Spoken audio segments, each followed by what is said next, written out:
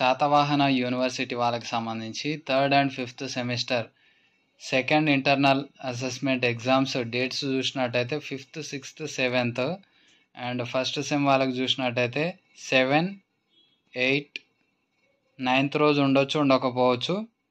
And second Saturday అని కొన్ని colleges holidays ఇస్తారు కదా, అందుకే 7, 8, 11 ఈ 3 డేస్లో అయితే first semester and 5, 6, 7 3rd and 5th semester second internal assessment exams అయితే కండక్ట్ చేస్తారు.